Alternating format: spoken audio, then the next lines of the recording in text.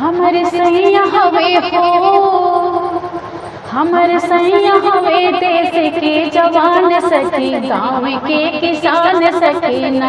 हमर सैया हवे देश के जवान सखी, गाँव के किसान सखी ना।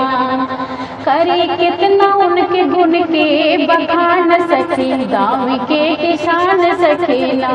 करी कितना उनके गुण के बखान सखी, गाँव के किसान सखी ना।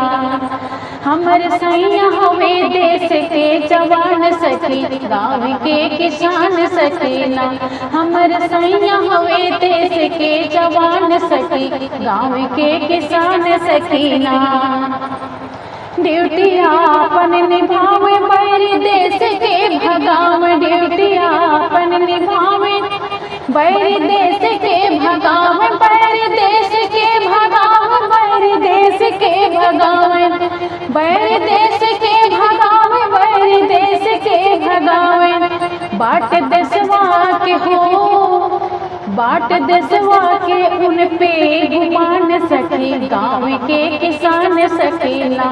बाट देशवा के उन पे गुमान सखी, गाँव के किसान सखी ना। हमर सैया हवे हो, हमर सैया हवे देश के जवान सखी, गाँव के किसान सखी ना। हमर सैया हवे देश के जवान सखी, गाँव के किसान सखी ना।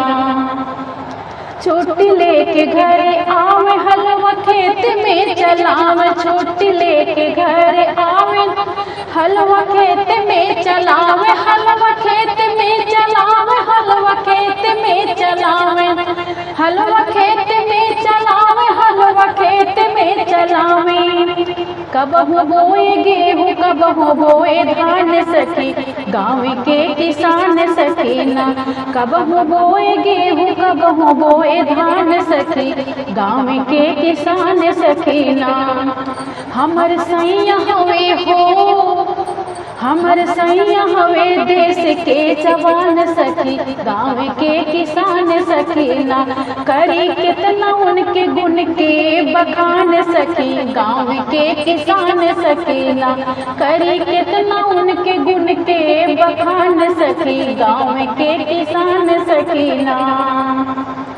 15 अगस्त जो आवे देश आजादी मनावे, 15 अगस्त जो आवे देश आजादी मनावे, देश आजादी मनावे, देश आजादी मनावे, देश आजादी मनावे, देश आजादी मनावे। मिलके गावे सबके साथ राष्ट्रगान सखी, गाँव के किसान सखी ना। मिलके गावे सबके साथ राष्ट्रगान सखी, गाँव के किसान सखी ना। करी कितना उनके गुण के बखान सखी, गाँव के किसान सखी ना। हमर सैया हवे हो, हमर सैया हवे देश के जवान सखी, गाँव के किसान सखी ना। हमर सैया हवे देश के जवान सखी, गाँव के किसान सखी ना। कीड़ा लागे से बचावे, मान माटी के बढ़ावे, कीड़ा लागे से बचावे, मान माटी के बढ़ावे, मान माटी के बढ़ावे, मान माटी के बढ़ावे, मान माटी के बढ़ावे, मान माटी के बढ़ावे। हमरे आने मान हो, हमरे आने मान सम्मान सखी, गाँव के किसान सखी ना। हमरे आने मान सम्मान सखी, गाँव के किसान सखी ना। करी कितना उनके गुण के बखान सखी, गाँव के किसान सखी ना। करी कितना उनके गुण के बखान सखी, गाँव के किसान सखी ना। हमर सैया हवे हो, हमर सैया हवे देश के जवान सखी, गाँव के किसान सखी ना। हमर सैया हवे देश के जवान सखी, गाँव के किसान सखी ना। गाँव के किसान सखी ना, गाँव के किसान सखी ना। जय हिंद, जय भारत।